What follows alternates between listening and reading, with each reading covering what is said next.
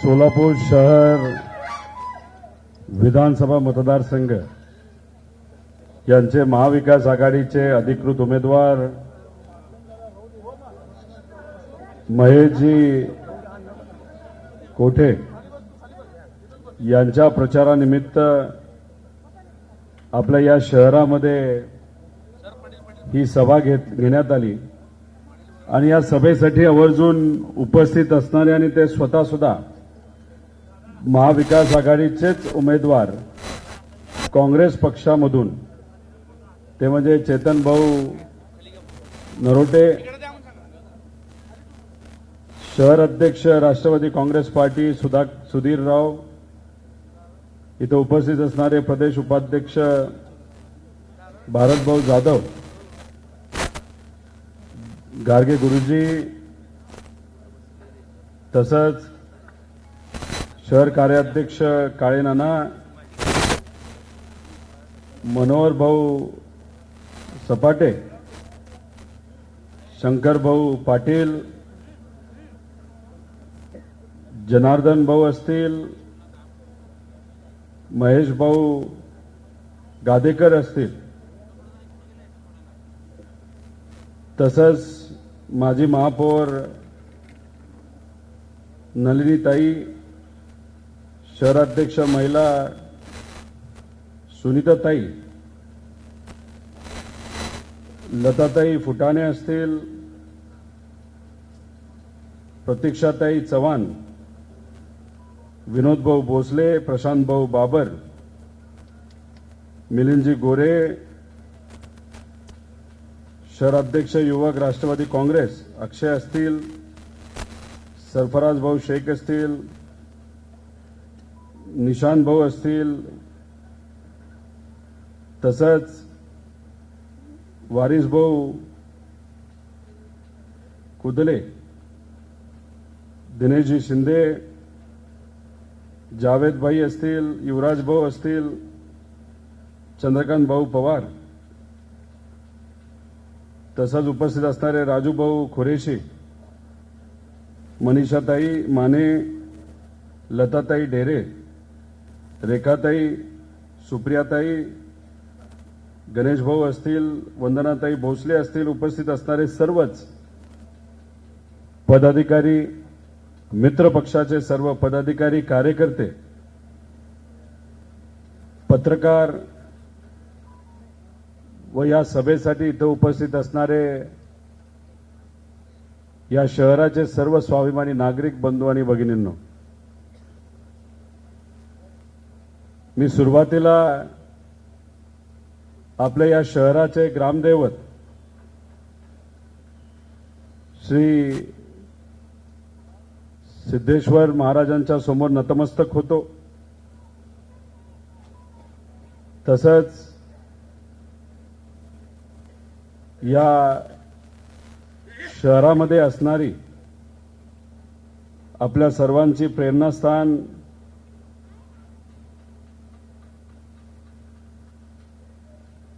जे आपलं मार्कंडेय मंदिर आहे त्यांच्यासमोर मी नतमस्तक होतो.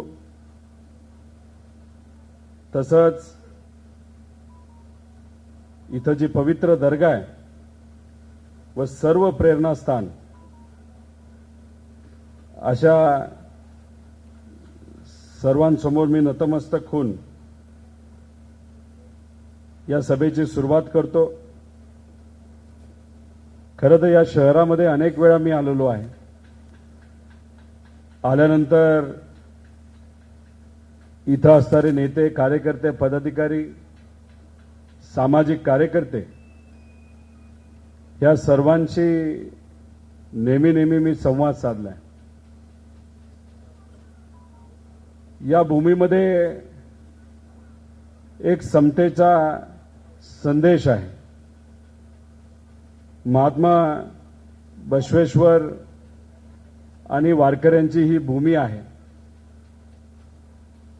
तुम्ही जर बघितलं तर या शहरामध्ये सर्व समाजाचे, सर्व धर्माचे व सर्व भाषेंची लोक एकत्रित राहतात. एकमेकांना विश्वासात घेऊन या शहराला पुढे घेऊन जाण्यासाठी प्रामाणिकपणे प्रयत्न करतात. आणि या शहरामध्ये जर आजची या परिस्थिती बघितली तर शहर ज्या पद्धतीने विकसित व्हायला पाहिजे होतं ते गेल्या 5-10 वर्षामध्ये झालेलं दिसत नाही. खरं तर जेव्हा केव्हा महेश भाऊंशी मी चर्चा केलेली आहे, इथं असणाऱ्या पदाधिकाऱ्यांशी चर्चा केलेली आहे, त्यांचं सगळ्यांचं मत आलं की आपल्या या शहरामध्ये आयटी पार्क आले पाहिजे, MIDC आली पाहिजे. ही आपल्या लोकांची इच्छा आहे, या मतदारसंघामध्ये राहणाऱ्या नागरिकांची इच्छा आहे. पण गेले अनेक वर्ष तसं कुठेही काही झालेलं दिसत नाही. अधिवेशनामध्ये सुद्धा मी जेव्हा केव्हा भाषण करतो, युवांचे प्रश्न मांडतो, तेव्हा MIDCचा मुद्दा मांडतो. मी अधिवेशनामध्ये सोलापूर शहरामध्ये सुद्धा आयटी पार्क यावं असा मी मुद्दा मांडलेला आहे. फक्त सोलापूरच नाही, अहिल्यानगर असेल, कोल्हापूर असेल, नाशिक, नागपूर हे जे महत्वपूर्ण शहर आहेत त्या शहरामध्ये आयटी येणं फार महत्वाचं आहे असं मी अधिवेशनामध्ये बोललेलो आहे. त्याचं मुख्य कारण असं आहे की या शहरातले अनेक युवा पुणे, मुंबई, नवी मुंबई, हैदराबाद या भागामध्ये काम करण्यासाठी जातात. खरं तर त्यांची इच्छा नसते, पण इथं पर्याय नाही. त्या सगळ्यांचं मत असतं की आपल्या आईवडिलांबरोबर आपल्याला राहता यावं, आपल्या आजोबांबरोबर राहता यावं. मोठ्या मोठ्या शहरामध्ये जाऊन राहावं लागतं. त्यांना जी मुलं होतात ती त्यांच्याबरोबर शहरामध्ये राहतात. आणि सोलापूर या भागातले जे आजी आजोबा असतात ते आपल्या नातवंडाची वाट बघत बसतात, मुलांची वाट बघत बसतात. खरं तर हे होणं अवघड नाही, फक्त त्यासाठी प्रयत्न आपल्याला करावे लागतील. महेशराव कोठेंनी आयटी पार्क या भागामध्ये आणण्याचा प्रयत्न केला, पण आयटी पार्क आणणं तसं सोपं नसतं. त्याला विविध परवानग्या घ्याव्या लागतात. माझ्या अंदाजाने 30-40 परवानग्या त्याला लागतात. काही चांगले इन्व्हेस्टर त्यांनी गाठले होते. त्याच्याबरोबर मगरपट्टा सिटी असेल, अतुल भाऊ चोडिया असतील, ज्यांनी पुणे या भागामध्ये 3-3, 4-4 लाख लोकांना तिथं नोकऱ्या दिलेल्या आहेत. असे लोक आता सोलापूरमध्ये येऊन आयटी पार्क करायला इच्छुक आहेत आणि त्यांनी पुढाकार सुद्धा तिथं घेतलेला आहे. पण ज्या सरकारकडनं आपल्याला परवानग्या लागतात त्याला बराच उशीर तिथं होतोय. महेशराव, उशीर होतोय का आज सत्तेत असणारे लोक मुद्दामून उशीर करतायत हे कुठेतरी स्पष्टपणे लोकांना आपल्याला सांगावं लागेल. त्यांनी तर काय केलं नाही या भागासाठी. आयटी पार्क फक्त कागदावर ठेवली आणि मग जेव्हा एखादा होतकरू व्यक्ती इथं असणाऱ्या युवांना न्याय देण्याचा प्रामाणिकपणे प्रयत्न करतोय अशा व्यक्तीला अडचण आणायची. एक इन्व्हेस्टर तुम्ही भेटला होता, ते स्वतः इथं आले होते. त्यांना सुद्धा भाजपच्या अनेक लोकांनी अडचण आणलेली हे तुम्हा सर्वांना तिथं माहिती आहे. खरं तर युवांनी हे इलेक्शन ताब्यात घेण्याची जरूरत आहे. तुम्ही हातात घेतलं पाहिजे. आणि या परिसरामध्ये आयटी पार्क तर आपलं सरकार 100% 2024 नंतर आणणार म्हणजे आणणार, हे तर काळ्या दगडावरची पांढरी रेष आहेच. पण महेश रावांसारखा एक चांगला उमेदवार हा फक्त उमेदवार न राहता या 2024ला ते सुद्धा 23 तारखेला जेव्हा निकाल लागेल तेव्हा 100% आमदार झाला पाहिजे. यासाठी आपल्या सर्वांना प्रयत्न करायचे. भाजपचे सर्वे सुद्धा हेच सांगतायत की 20 वर्ष भाजपचा जो आमदार इथं आहे ते 20 वर्ष आता संपले, ते परत काय आमदार होणार नाहीत. जर आमदार कोण होणार असेल तर महेश भाऊच तिथं होणार आहेत। हे भाजपच्या सर्व्हेमध्ये सुद्धा तिथं दाखवलं गेलेलं आहे आणि आपण सुद्धा जे कुठले सर्वे केलेले आहेत त्याच्यामध्ये हेच दिसतंय की आपले महेशराव हे 100% तिथं आमदार होणार आहे। नाहीतर भाजपचे जे आमदार आहेत आता स्वतःला काय म्हणतात मला माहित नाही, पण लोकांनी मला सांगितलं की ते स्वतःहून सांगतात की त्याला मालक म्हणा। आता 20 वर्ष झाले असे जे मालक आहेत ज्यांना फक्त स्वतःच्या मुलाची चिंता लागलेली आहे त्यांना आता घरी बसवलं पाहिजे आणि खऱ्या अर्थाने सेवकाला आता आपल्याला आमदार बनवायची वेळ आलेली आहे। आता हे मालक स्वतःला म्हणतात, पण या शहरासाठी वेगळं काय केलं यांनी? त्यांनी आश्वासन आपल्या सर्वांना दिलं होतं की आम्ही एमआयडीसी बनवू, नवीन एमआयडीसी करू। केली का नवीन एमआयडीसी? जुन्या एमआयडीसी मध्ये एखादा नवीन प्रकल्प आणला का यांनी? अहो ह्यांना निर्माण करणं काय माहिती हो, ह्यांना फक्त उद्ध्वस्त करणं माहिती आहे।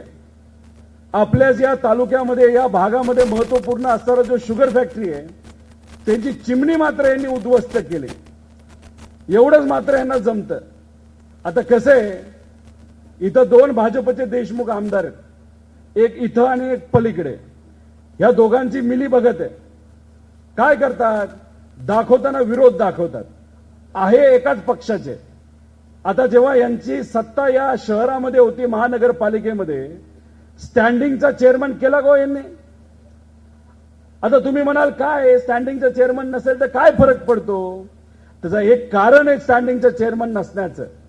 स्टँडिंगचा जर चेअरमन असला असता तर जे कुठले शहरामध्ये टेंडर झालेत त्याच्यावर चर्चा होऊ शकली असती, पण यांना चर्चाच करायची नव्हती। कारण कदाचित या दोघांना आपापसातलं भांडण दाखवून काय खायचं होतं तर मलिदा खायचा होता, बाकी काय करायचं नव्हतं। काही लोकांना आम्ही भेटलो मध्ये, त्यांनी आम्हाला सांगितलं की या शहरामध्ये विकास कामामध्ये भाजपचे जे कुठले आमदार आहेत त्यांची टक्केवारी किती आहे तर 20 ते 25% आहे। तुम्ही मला सांगा आहे का नाही खरे? आता म्हणजे मालकांचं काय चाललंय तर मलिदा खाणं चाललंय आणि आपण सर्वजण काय अपेक्षा करतो की वेळेवर पाणी मिळावं, या शहरामध्ये जी पूर्वी बस सेवा होती ती परत चालू व्हावी, या शहराला जे वैभव होतं ते परत एकदा वैभव या शहरासाठी यावं। त्यासाठी हे जे आमदार आहेत भाजपचे यांनी काय प्रयत्न केले तो मला असं कळतं की ते मंत्री होते वाटतं, त्यांच्याकडे कुठली कुठली खाती होती? परिवहन खातं। ज्या दिवशी त्यांना परिवहन खातं मिळालं त्याच दिवशी या शहरातली जी बस सेवा आहे ती बंद झाली। अरे एवढी जर ताकद तुमच्याकडे होती, एवढी धमक जर तुमच्याकडे होती, तुमचे नेते जर देवेंद्र फडणवीस साहेब होते तर मग या शहरातली जी बस सेवा बंद झाली ती परत एकदा चालू करता आली असती ना। दुसरं खातं कुठलं होतं? वस्त्र उद्योग। त्यांनी मोठ्या मोठ्या घोषणा केल्या होत्या। काय म्हणाले होते की सोलापूरमध्ये काय आणतो? Garment park. आलं का गारमेंट पार्क? दिसलं का तुम्हाला गारमेंट पार्क? सामान्य व्यक्ती म्हणून आपली सगळ्यांची इच्छा काय असते की हाताला काम आणि पोटाला अन्न मिळालं पाहिजे। आता इथं असणारे जे छोटे मोठे व्यवसाय करणारे लोक आज इथं बसलेत या सभेमध्ये, मला त्यांना विचारायचंय, कदाचित आपण सर्वजण कमी शिकलेलो असलो तरी आपल्या मुलाला आपल्या मुलीला आपण चांगलं शिक्षण दिलेलं आहे, ग्रॅज्युएट केलंय, डबल ग्रॅज्युएट केलेलं आहे, पण असं असताना या युवांना आता हाताला काम आहे का? जे आज भाजपचे आमदार आहे नोकरीबद्दल एक शब्द तरी काढतात का? गारमेंट पार्क आणतो, पण त्या गारमेंट पार्कसाठी यांनी काय केलेत का पुढाकार? का इलेक्शन आणायचं आणि खोटं बोलायचं आणि स्वतःला मालक म्हणायचं? अहो तुम्ही स्वतःला मालक म्हणला तरी जनतेची सेवा करण्याची जबाबदारी तुमची होती ना। आमच्या या युवांना हाताला काम द्यायची जबाबदारी होती, पण खोटं बोलून बोलून आता लोकांना त्यांच्यावर विश्वास राहिलेला नाही। काय शब्द दिला होता या शहराला की आपण या शहरामध्ये बसचा काय आणतो म्हणाले होते? बस पोर्ट करतो। केलं का बस पोर्ट? दिसते का बस पोर्ट कुठं तुम्हाला? स्मार्ट सिटी करतो। अहो हे नेते स्मार्ट झाले पण शहर काय मात्र आपलं स्मार्ट झालेलं नाही। दुर्दैवाने विविध ठिकाणी स्मार्ट सिटीच्या नावाखाली यांनी फक्त भ्रष्टाचार केला, पैसा खाल्ला, बाकी काही केलं नाही। आणि जे शहर आपलं सुंदर होतं ते स्मार्ट सिटीच्या नावाखाली यांनी खऱ्या अर्थाने उद्ध्वस्त केलं असं आपल्याला म्हणायला काय हरकत नाही. फक्त पैसा घ्यायचा, फक्त कुठेतरी लोकांना फसवायचं, युवांना फक्त आश्वासनं द्यायची, माता भगिनींना आश्वासनं द्यायची, बाकी दुसरं काही या व्यक्तीला इथं जमलंय असं आपल्याला म्हणता येणार नाही. त्याच्याच बरोबर हे काय करणार होते, बस स्थानकासाठी 300 कोटी रुपये आणणार होते. आणले का 3 कोटी रुपये तरी? अजिबात नाही. म्हणजे नुसतं आश्वासन द्यायचं पण त्या बाबतीत काही त्यांनी करायचं नाही. उद्योगाला चालना देऊ असं सांगितलं, दिली का चालना? नाही दिली. त्याच्याच बरोबर आम्ही पाणी वेळेवर देऊ, आणलं का पाणी वेळेवर? 7 ते 8 दिवसानंतर पाणी या पवित्र शहरामध्ये तिथे येतं. आता पाणीवर तरी वेळेवर द्यायची काय हरकत आहे का? बंधारा आहे, बंधारा फुल भरलाय, पण पाणी मात्र आमच्या घरापर्यंत तिथे येत नाही. त्यासाठी कुठलाही पुढाकार या व्यक्तीने तिथं दिलेला नाही. नरसिंह काय होती ती मिलच्या बद्दल काहीतरी गारमेंट पार्क करतो ते तिथं झालेलं नाही. MIDCचा मुद्दा मी तिथं सांगितला. उड्डाण पूल आणतो म्हणजे यांचे गप्पा मातलं उड्डाण पुलासारख्या मोठ्या मोठ्या, पण साधं शहराला एक उड्डाण पूल सुद्धा यांना तिथं आणता नाही आलं. त्यामुळे हे सगळे जे काही विषय ते गेल्या इलेक्शनमध्ये यांनी फक्त भूलथापा केलेल्या आहेत. त्यामुळे तुम्ही सर्वांनी या गोष्टी समजून घेऊन काही झालं तरी या शहरामध्ये आणि खास करून या मतदारसंघामध्ये परिवर्तन झालंच पाहिजे. यासाठी आपल्या सर्वांना तिथं पुढाकार घ्यायचा आहे. त्यामुळे मला सोलापूरकरांना विचारायचं आहे की आपलं स्वप्न काय की शहर सुंदर आणि विकसित झालं पाहिजे, बरोबर का नाही? हात वर करून मला सांगा. शेवट एवढीच इच्छा आहे ना? आपल्यासाठी आपल्याला काम करणारा आमदार पाहिजे का स्वतःसाठी काम करणारा, का स्वतःच्या मुलासाठी काम करणारा? आपल्यासाठी काम करणारा आमदार पाहिजे. आणि महेशराव 100% यंदा आमदार होणार म्हणजे होणार. आणि महाराष्ट्राबद्दल विचारायचं झालं तर या महाराष्ट्रामध्ये कमीत कमी 170 ते 180 आमदार महाविकास आघाडीचे निवडून येणारच आहेत. आणि आपल्या विचाराची सत्ता या महाराष्ट्रामध्ये आल्याशिवाय राहणार नाही. मग सत्ता जर आपल्या विचाराची या महाराष्ट्रामध्ये येणार असेल तर आपल्या विचाराचा आमदार तरी इथून दिला पाहिजे. बास झालं ना आता 20 वर्ष फक्त घरं भरली आणि लोकांना वाऱ्यावर सोडलं. आणि काय केलं या मतदारसंघामध्ये, या शहरामध्ये? फक्त द्वेष पेरला. द्वेष सोडून दुसरं काही तिथं पेरलं नाही. 2 समाजामध्ये वाद निर्माण करायचा, 2 धर्मामध्ये वाद निर्माण करायचा आणि त्याच्या फक्त राजकीय पोळी भाजायची आणि घरं भरायची. बाकी काही कार्यक्रम इथं या आमदारांनी आणि भाजपने तिथं केलेला नाही. त्यामुळे मी आपल्या सर्वांना विनंती करतो की या इलेक्शनमध्ये तुम्हाला एक यावं लागेल, एकत्रित यावं लागेल. सगळे गटतट बाजूला ठेवावे लागतील आणि एकत्रित येऊन आपल्याला आपली लढाई असल्यासारखी ही लढाई लढावं लागणार आहे. कारण पुढून पैसा येणार आहे. 20 वर्ष खबाडच कमवलंय, पैसेच कमवलेत, पैसा खूप आहे पुढून. तो पैसा या इलेक्शनमध्ये मोठ्या प्रमाणात बाहेर येणार आहे. इलेक्शनमध्ये पैसा वाटला जाणार आहे. एका मताला 500 रुपये, एका मताला 1000 रुपये दिले जातील अशी चर्चा आहे.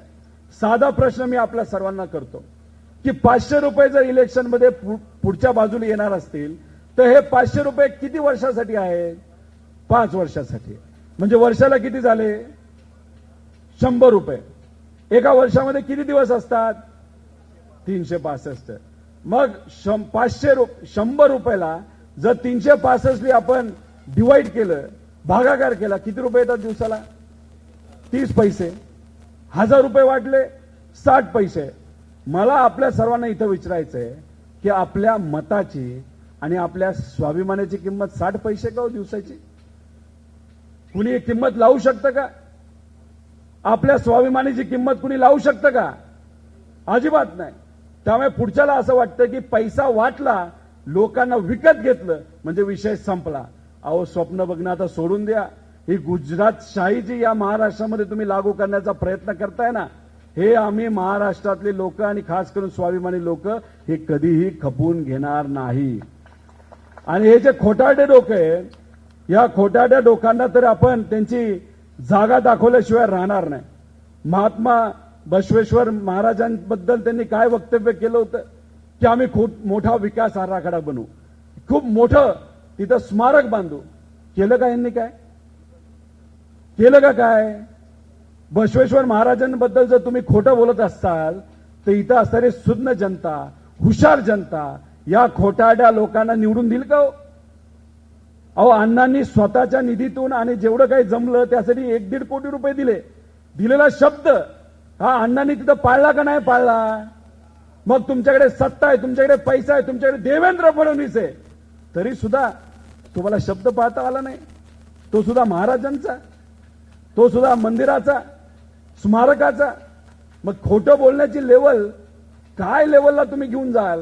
म्हणजे इतकं चेष्टा या समाजाची लोकांची केली असं कुठेतरी आपल्याला म्हणावं लागेल. आणि महाराष्ट्राच्या बाबतीत तुम्ही निश्चिंत राहा. पवार साहेब तिथे लढतायत, उद्धव ठाकरे साहेब लढतायत, काँग्रेसचे नेते लढतायत. परिवर्तन तर या महाराष्ट्रामध्ये होणारच आहे. या जिल्ह्याबद्दल बोलायचं झालं, एखाद दुसरं सीट सोडलं तर 100% सीटवर महाविकास आघाडीचेच आमदार तिथं निवडून येणार. आणि शहरामध्ये टेन्शन नाही, महाविकास आघाडीचे लोक तिथं निवडून येणारच आहेत. त्यामुळे तुम्ही या मतदारसंघाची जबाबदारी घेताय का? घेणार आहात का? अहो, मला सर्व कष्टकऱ्यांना विचारायचंय, स्वाभिमानी लोकांना विचारायचंय की या मतदारसंघाची जबाबदारी आपण घेत आहात का? महेश रावांची जबाबदारी तुम्ही घेतली ना? मग त्यासाठी आजपासून 20 तारखेपर्यंत आपल्या सर्वांना लढायचंय आणि 23 तारखेला गुलाल हा 100% आपल्या सर्वांच्या अंगावर आहे असा विश्वास या ठिकाणी मी इथं व्यक्त करतो. अहो, आपण सर्वजण या शहरामध्ये MIDC यावी यासाठी प्रयत्न करताय. आपला प्रयत्न काय की या महाराष्ट्रामध्ये विकास व्हावा, इथं इन्व्हेस्टमेंट यावी. पण ही इन्व्हेस्टमेंट या महाराष्ट्रात येण्याऐवजी कुठे चालली तर गुजरातला चालली. म्हणजे गुजरातचा विकास चाललाय. 2014 पासून आतापर्यंत जर काय या भाजपच्या आणि महायुतीच्या लोकांनी केलं असेल तर फक्त आणि फक्त गुजरातचा विकास केलाय, बाकी ह्यांनी काही केलं नाही. मोठे मोठे IT पार्क, ITच्या कंपन्या या महाराष्ट्रामध्ये येणार होत्या, त्या सुद्धा या लोकांनी गुजरातला घेऊन गेले. म्हणजे गुजरातसाठी एअरबस आणि महाराष्ट्राला काय म्हणतात तर खाली बस, असं या लोकांचं काम आहे. फक्त द्वेष, बाकी काही दिलं नाही. फक्त भेदभाव. म्हणजे फक्त गुजरातचे नेते जे दिल्लीमध्ये बसलेले आहेत त्यांना खुश करण्यासाठी देवेंद्र फडणवीस साहेबांपासून ते सर्व भाजप नेत्यांनी आणि महायुतीच्या नेत्यांनी काय केली असेल तर तिथं जाऊन फक्त हुजरेगिरी केली, बाकी काही तिथं केलेलं नाही. त्यामुळे मी आपल्या सर्वांना विनंती करतो, महाराष्ट्राचा स्वाभिमान आपल्याला राखायचा असेल तर 100% प्रत्येक व्यक्तीला, प्रत्येक आमदाराला आपल्याला निवडून द्यायचे आणि ती जबाबदारी तुमच्या सर्वांच्या खांद्यावर आहे. आता हे फडणवीस साहेब काय म्हणतात की लाल रंगाचं संविधान. अहो, रंग कधीपासून बघावा लागला हो? माझं देवेंद्र फडणवीस साहेबांना एवढंच म्हणायचंय की बाबांनो, रंगाबद्दल तुम्ही बोलू नका. संविधानची मान सन्मान तुम्ही कधी राखलाय का? संविधान कधी वाचलंय का? हे तरी लोकांना तुम्ही तिथे सांगा.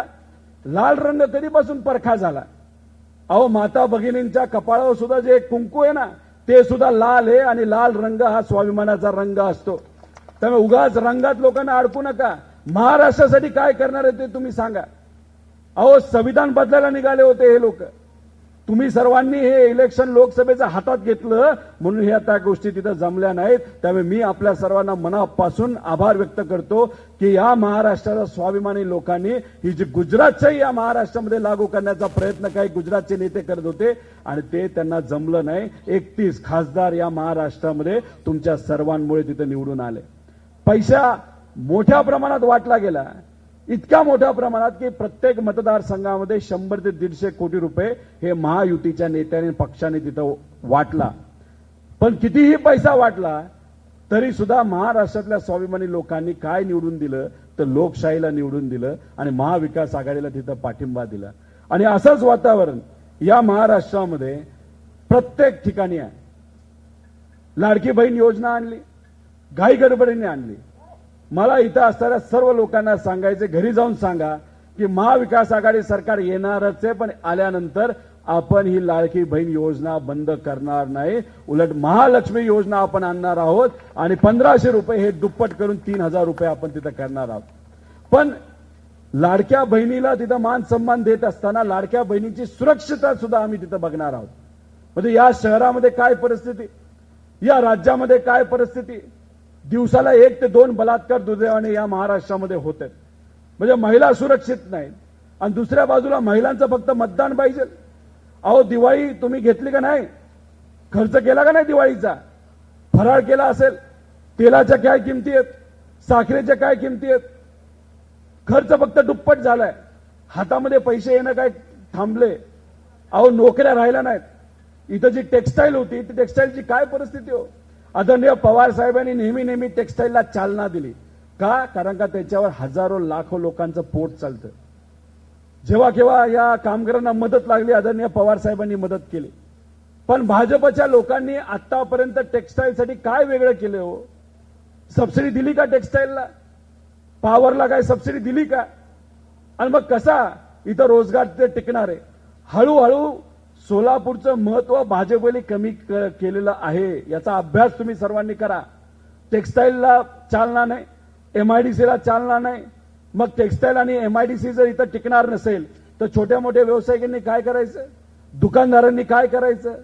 हे जे अंधभक्त आहेत ना काही, त्यांना तुम्ही जाऊन सांगा की अहो सोलापूरमध्ये जे पूर्वीचा काळ होता, वैभव होतं या सोलापूरमध्ये, भाजपने फक्त तुम्ही गेल्या 14 पासून आतापर्यंतचा जर अभ्यास केला तो वैभव मिटवण्याचं काम केलेलं आहे. आणि या सोलापूरचं वैभव मिटल्यानंतर इथं असणाऱ्या लोकांनी हाताला काय करायचं? कामाचं काय करायचं? नोकरीचं काय करायचं? छोट्या मोठ्या व्यावसायिकांचा फक्त उलाढाल बघा. इथं फक्त महागाई वाढली म्हणून उलाढाल वाढल्यासारखी वाटते, पण आपल्या हातामध्ये येणारा पैसा खरंच वाढलाय का? खरंच आपल्या घरामध्ये जो पैसा येत होता पूर्वी आणि आता येतो त्याच्यामध्ये खरंच वाढ झाली का? अहो काही मुलांना डिग्री दिली, पोस्ट ग्रॅज्युएट केलं, दुकान तेवढंच, किराणाचा असो, चहाचा गाडा असो. वडील 4थी शिकलेले, 10वी शिकलेले, मुलगा इंजिनियर झालाय, पण मुलगा काय करतो? तर त्याच दुकानामध्ये 4थी झालेल्या वडिलांबरोबर, 10वी झालेल्या वडिलांबरोबर इंजिनियर झालेला मुलगा काय करतो? तो दुकानात काम करतो. वडिलांची काय अपेक्षा होती? आईची काय अपेक्षा होती? की कुठेतरी चांगल्या कंपनीमध्ये नोकरी मिळावी, एखाद्या मोठ्या आयटी कंपनीमध्ये नोकरी मिळावी, सोलापूरमध्ये एखादी नवीन कंपनी यावी आणि त्या कंपनीमध्ये आपल्या मुलाला मुलीला तिथं नोकरी मिळावी. झालं का तसं? काय झालं का? खरं झालं का हे स्वप्न? आणि मग अशा पद्धतीने सातत्याने 20 वर्ष एकाच आमदाराला निवडून द्यायचं आणि त्याला काय अभिमान आहे? मालक म्हणलं म्हणजे अभिमान आहे. अहो कसला मालक? स्वतःचं भलं झालं आणि लोकांना वाऱ्यावर सोडून दिलं.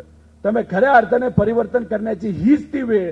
आणि आपले महेशराव 4थ्यांदा तो प्रयत्न करत आहेत. मी आश्वासित करतो आपल्याला, आमच्या सगळ्या सर्वेमध्ये आपले महेशराव 100% आमदार होणार आणि आमच्या बरोबर अधिवेशनामध्ये त्या ठिकाणी ते काम करणार.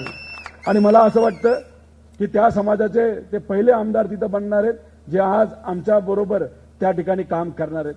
त्यामुळे समाजाचे विषय मांडण्यासाठी, या शहराचे विषय मांडण्यासाठी, इथं लोकांना हाताला काम देण्यासाठी, या शहराचे विषय असू द्या, जे सामान्य लोकांचे विषय असू द्या, हे सगळे विषय मांडण्यासाठी आपल्या महेशरावांना त्या ठिकाणी आपल्याला तिथं आमदार बनवायचंय म्हणजे बनवायचंय अशी विनंती या ठिकाणी आपल्या सर्वांना करतो.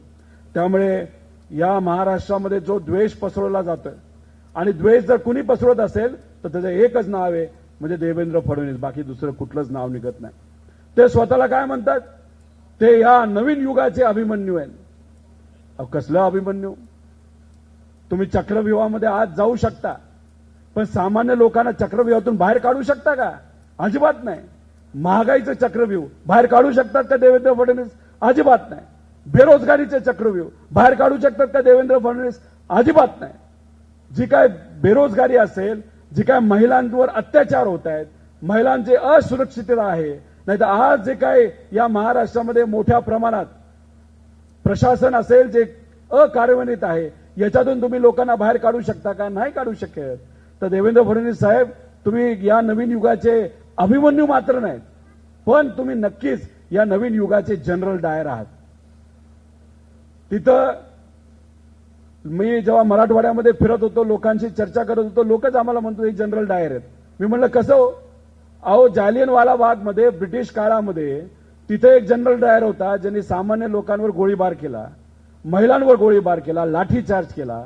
हे आता देवेंद्र फडणवीस नवीन युगाचे आता जनरल डायर झालेत. महाराष्ट्रामध्ये आपण जर बघितलं तर लहान मुलांवर लाठीचार्ज केला, महिलांवर लाठीचार्ज केला, वारकरी संप्रदायावर त्यांनी लाठीचार्ज केला.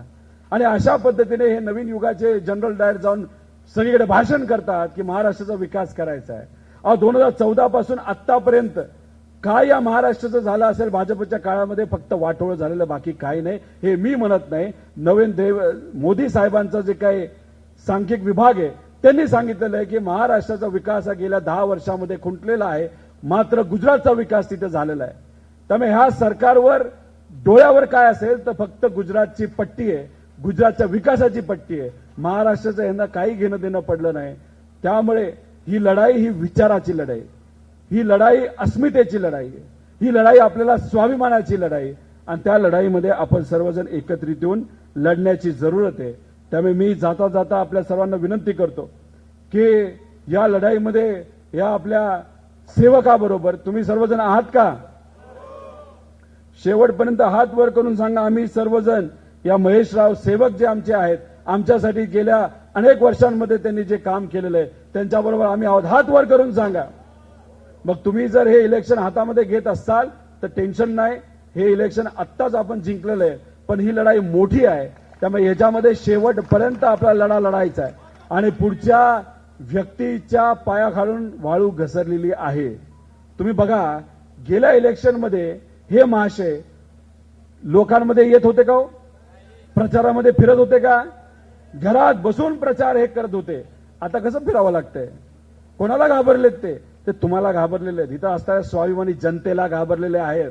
जे काय खोटे आश्वासनं आतापर्यंत यांनी दिलेले आहेत त्या सगळ्या खोट्या आश्वासनं आता लोक त्यांना विचारत आहेत. त्यामुळे आपल्या या वॉर्डामध्ये सुद्धा आले तर त्यांना विचारायचं की जे जे काय तुम्ही खोटी आश्वासनं दिलं त्या सर्व आश्वासनाचं आतापर्यंत काय झालं, ह्या लोकांना तुम्ही हिशोब द्या.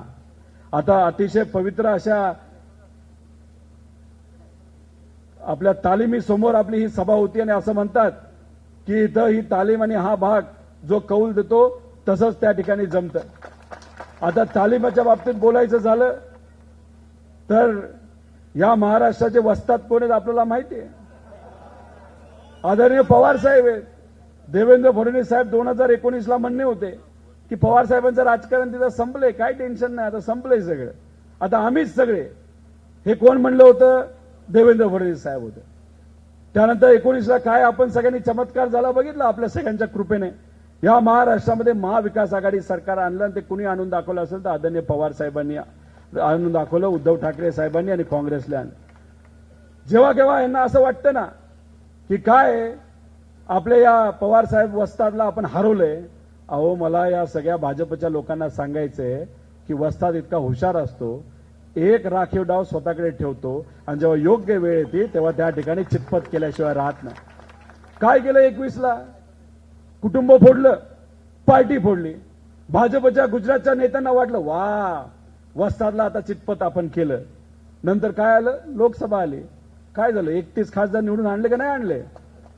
पवार साहेब आम्हाला काय म्हणायचे लोकसभेच्या आधी की आपण लोकसभा मनापासून लढायचे, पण काही झालं तरी विधानसभा जिंकायची म्हणजे जिंकायची. जेव्हा पवार साहेब आणि मोठे नेते म्हणायचे की आपल्याला लोकसभा फक्त लढायची, 31 खासदार आणले. आता जेव्हा पवार साहेब त्यावेळेस म्हणायचे की विधानसभा जिंकायचीच म्हणजे जिंकायची, त्याचा अर्थ कमीत कमी 180 आमदार या महाराष्ट्रामध्ये आपले निवडून आल्याशिवाय राहत नाही. या वयामध्ये सुद्धा पवार साहेब फिरतात, लोकात जातात, लोकांशी चर्चा करतात. जेव्हा केव्हा एखादा साधा व्यक्ती सुद्धा जेव्हा पवार साहेबांना फोन करतो ना, साहेब मला ही अडचण आहे, पवार साहेब स्वतः लक्ष घालतात. सोलापूरचा टेक्सटाईलचा प्रश्न असू द्या, इथं असणाऱ्या शेतकऱ्यांचा असू द्या, ऊस उत्पादक शेतकरी, सोयाबीनचा शेतकरी, नाहीतर कपाशीचा शेतकरी असू द्या, ह्या सगळ्यांचे विषय आदरणीय पवार साहेब चर्चेत आणतात. जेव्हा महेशराव सुद्धा पवार साहेबांना जेव्हा भेटले होते ना, साहेब आमच्या सोलापूरसाठी आयटी पार्क आणायचे, साहेबांनी स्वतः लक्ष घातलं, स्वतः सगळ्या व्यावसायिकांना बोलवलं, मोठ्या मोठ्या आयटी कंपनीला बोलवलं आणि मग त्यांनी पुढाकार घेऊन इथं आयटी पार्कला सुरुवात तिथं झाली होती. आता विरोधक म्हणतील वर्ष झालं तरी आयटी पार्कमध्ये काय झालं? अहो सोडून द्या. पवार साहेबांनी स्वतः या महाराष्ट्राचं पहिलं आयटी धोरण तिथं केलेलं आहे आणि पवार साहेबांचा संपर्क मोठ्या मोठ्या कंपनीमध्ये आहे. मी एक गोष्ट तुम्हाला सर्वांना सांगतो, तुम्ही फक्त आपल्याला या मतदारसंघातून आमदार द्या, आयटी पार्क 100% इथं आणण्याची जबाबदारी ही आमच्या सगळ्यांची आहे. मगरपट्ट्यांची आम्ही चर्चा करू, ते स्वतः तिथं आले होते. चोडिया साहेबांची चर्चा करू.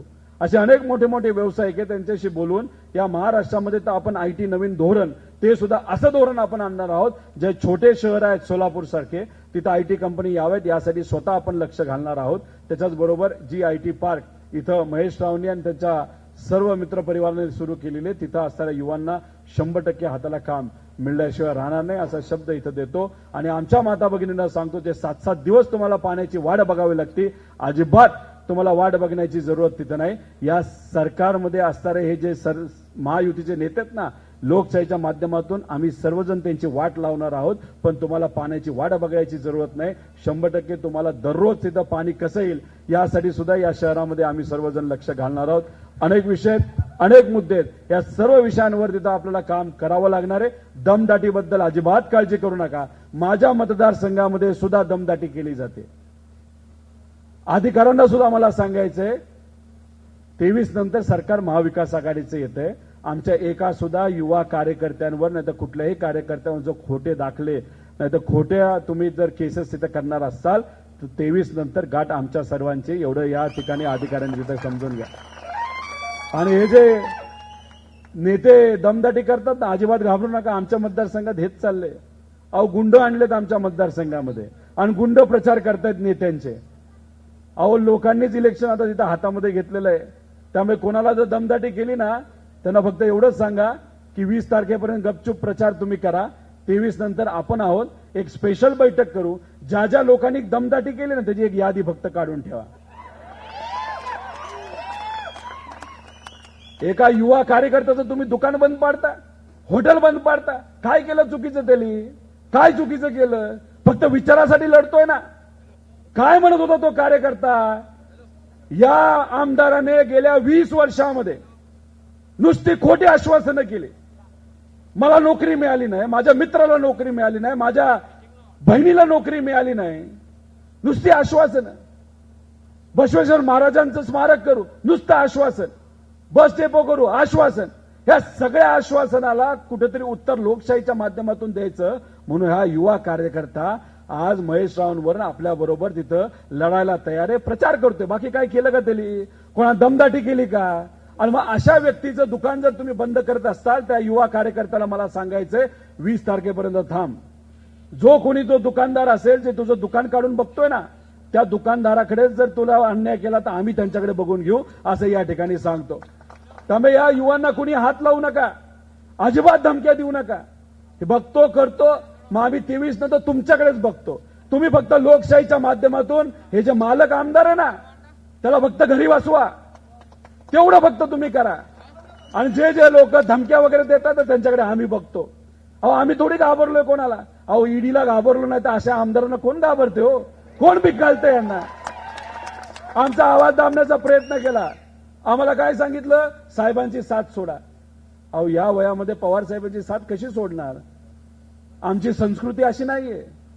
आम्हाला लहानपणीपासून जे संस्कार दिलेत ना, वडीलधाऱ्यांचा आदर ठेवा, सामान्य लोकांचा आदर ठेवा, विचाराचा आदर ठेवा. शिवशाहू फुले आंबेडकरांचा विचार पुढे घेऊन जाणारी आम्ही माणसं आहोत. अहो मराठी माणूस आहे. या महाराष्ट्रामध्ये राहणारा प्रत्येक मराठी माणूस कधी दिल्ली समोर झुकत नाही, हे आम्हाला लहानपणीपासून सांगितलेलं आहे. आणि मग असं असताना सत्तेत जाण्यासाठी आम्ही पळून जाऊ? हे आम्ही नाही अजिबात घाबरणारे. आम्ही लढणारी माणसं आहेत, पळून जाणारी माणसं नाही.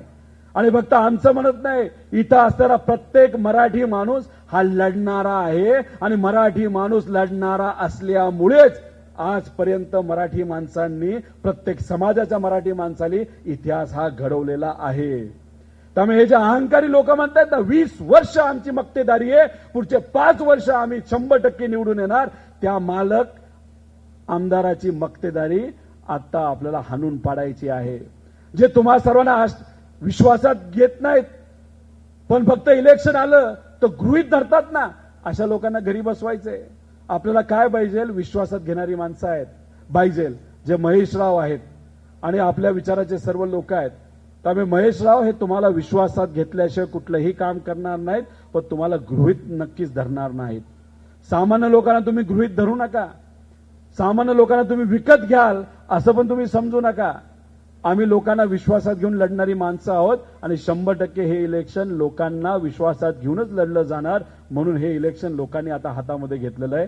त्यामुळे तुम्ही 20 तारखेपर्यंत फक्त वेळ महेशरावांना द्या. पुढची 5 वर्ष महेशराव आणि आम्ही सर्वजण तुमच्या सेवेसाठी त्या ठिकाणी आहोत. आणि सोलापूरकरांना मला सांगायचंय, शिंदेसाहेब मोठे नेते इथं आहेत, बाकी सर्व महाविकास आघाडीचे नेते आहेत, पण या सोलापूर शहरावर या कार्यकर्त्याचं पण स्पेशल प्रेम आहे. त्यामुळे येत्या काळामध्ये महाविकास आघाडी सरकार आल्यानंतर जे कुठलं पद छोटं मोठं पद असेल, जे काही आदरणीय पवार साहेब नाही तर आमचे महाविकास आघाडीचे नेते देतील, माझ्या मतदारसंघाचा विकास तर मी करणारच आहे, पण महाराष्ट्राचा विकास करत असताना या शहरावर सुद्धा खास लक्ष देऊन या शहरातल्या सगळ्या अडचणी तिथं आम्ही सोडवणार आहोत.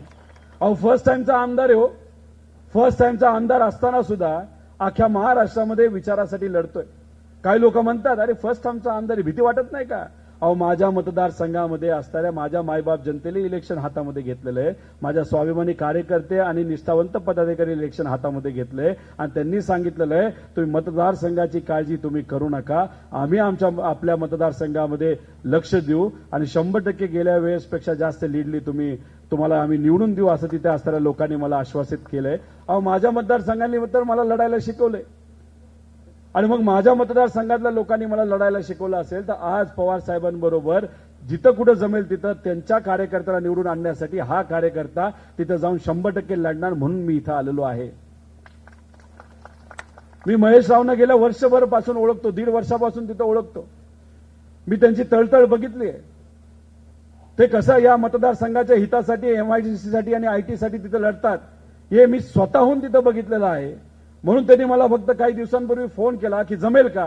मी म्हणलं अहो तुम्ही तर आमदार होणारच आहे, फक्त लीड वाढवण्यासाठी 100% हा तुमचा कार्यकर्ता इथं येणार आहे. आता त्यांचा मुलगा म्हणतो 1 लाखाची लीड. अहो 1 लाखाची लीड सोडा, 1 लाख मतं तरी तुम्ही मिळून दाखवा. ही परिस्थिती आजची इथं. अहो तुम्ही फक्त लोकांना जाऊन विचारा काय परिस्थिती आहे, त्यांना 1 लाख मतं सुद्धा तिथं मिळणार नाही. आणि आपले हे महेशराव 100% मला असं वाटतं की 60-70 हजार निवडून आल्याशिवाय राहणार नाही. फक्त दहशत आहे आणि दहशत असल्यामुळे लोक बोलत नाहीत, एवढाच फरक, बाकी काय नाही. आमच्या मीडियाला आणि आमच्या सगळ्या पत्रकारांना विनंती करतो की आपल्या विचाराला जेवढं काय सत्य आहे ते लोकांसमोर तिथं तुम्ही आणा. लोकसभेच्या काळामध्ये इथं आलो होतो तेव्हा चिमणी पाडत असताना सांगितलं होतं इथं विमान लँड होईल आणि उड्डाण करेल. मला माहित नाही की जेव्हा मोदी साहेब इथं आले होते ते विमानाने आले होते की हेलिकॉप्टरने आले होते, कशाला आले होते? हेलिकॉप्टरने आले होते. अहो त्यांचंच विमान जर लँड होत नसेल तर सामान्य लोकांचं विमान कधी टेक ऑफ व्हायचं? ह्यांचं भलं झालंय, घरात सगळं टेक ऑफ झाले, पण आपले लोक मात्र जमिनीवरच आहेत. त्यामुळे काय सांगितलं होतं की चिमणी का पाडली, शेतकऱ्यांचं आणि या शहराचं का नुकसान केलं? आपल्याला टेक ऑफ आणि लँड करायचे विमान. झालं का? गेल्या 6 महिन्यामध्ये फेऱ्या वाढल्या का विमानाच्या? का तुम्ही खोटं बोलताय? अहो एवढा खोटं बोलणारा जर मालक आमदार असेल त्याला जागा दाखवायची का नाही दाखवायची?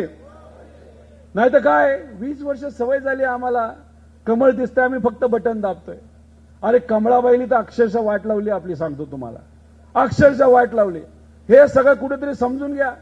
कशाला अंधभक्त व्हायचं? कसं या महाराष्ट्राची वाट लावली, कसं या शहराची वाट लावली याचा तर अभ्यास तुम्ही करा आणि लोकांना सुद्धा जाऊन सांगा. सोशल मीडियाच्या सर्व कार्यकर्त्यांना मला सांगायचंय कसं हा आमदार खोटं बोललाय लोकांपर्यंत घेऊन जावा. सगळ्या माता भगिनींना मला सांगायचंय लाडकी बहीण योजना या सरकारने आणली असली तरी आपण त्याच्यापेक्षा डबल ताकदीने योजना तिथं आणणार आहोत, हे जाऊन माता भगिनींना सांगा.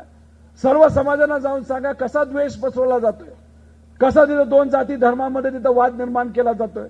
एकत्रित येण्याची खऱ्या अर्थाने वेळ आली. अहो पवित्र भूमी आहे ही. इथं आजपर्यंतचा इतिहास जर तुम्ही सर्वांनी बघितला, सर्व धर्माचे, सर्व जातीचे, सर्व भाषेचे लोक एकत्रित राहतात आणि त्यांचं फक्त एकच स्वप्न आहे की आमचं घर जसं सुंदर आहे तसं आमचं शहर सुद्धा सुंदर झालं पाहिजे, आमचं शहर सुद्धा विकसित झालं पाहिजे, आमच्या युवांना पुढच्या पिढीला इथलं हितच काम मिळालं पाहिजे. आणि हे काम भाजपने आतापर्यंत करून दाखवलेलं नाही. त्यामुळे मी आता आपल्या सर्वांना इथं विनंती करतो, एक संधी तुम्ही देऊन बघा. ती संधी दिल्यानंतर संधीचं सोनं महेश राव सुद्धा तिथं केल्याशिवाय राहणार नाही आणि आम्ही सुद्धा महेश रावांच्या पाठीमागे भक्कमपणे तिथं उभं राहणार आहोत. त्यामुळे कार्यकर्ते पदाधिकारी आपल्या विचाराचे पक्षाचे आपण जे काम करतोय ते चांगलं काम करतोय, पण अजून ताकद लावण्याची तिथे जरूरत आहे. सर्व पदाधिकाऱ्यांना मला विनंती करायची की पेरेंट असो, युवक असो, नाही तर युवती असो, नाही तर आमचे महिला असो, की अजून जे आतापर्यंत जे काम करताय ते करताय, चांगली गोष्ट आहे, पण अजून जास्त ताकदीने आपल्याला पळण्याची जरूरत आहे. भाषणामध्ये कोणीतरी सांगितलंय शिवसेना काम करत नाही, अजिबात नाही. उद्धव ठाकरे साहेब पुढच्या 5-6 दिवसामध्ये इथे येणार आहेत. त्यांच्या पदाधिकाऱ्यांना ते घेऊन बसणार आहेत आणि काम करतील, ते काही अडचण नाही. मी सुद्धा त्या पदाधिकाऱ्यांना बोललोय, त्यांनी मला सांगितलं, आश्वासित केलंय, अजिबात नाही. आम्हाला उद्धव ठाकरे साहेबांचा आदेश आहे, अख्ख्या महाराष्ट्रातल्या शिवसेनेला आदेश आहे, काही झालं तरी महाविकास आघाडी धर्म हा पाळायचा म्हणजे पाळायचा. जो खरा शिवसैनिक असतो तो महाविकास आघाडीचा धर्म त्या ठिकाणी पाळणार म्हणजे पाळणार. आणि उद्या परवापासून ते प्रचारामध्ये आलेले आपल्या सगळ्यांना तिथं बघायला मिळतील. त्यामुळे आज आपण सर्वजण विचाराची लढाई लढतोय. त्यामुळे जाता जाता एकच की महेश रावना आमदार झालेलं बघायचे का? नक्की ना? नक्की का? आणि 5-10 हजाराच्या लीडली नाही, कमीत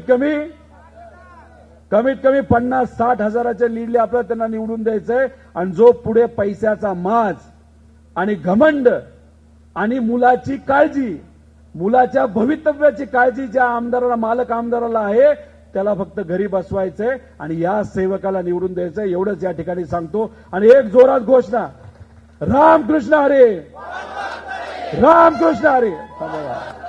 हात वर करून रामकृष्ण हरी, रामकृष्ण हरी.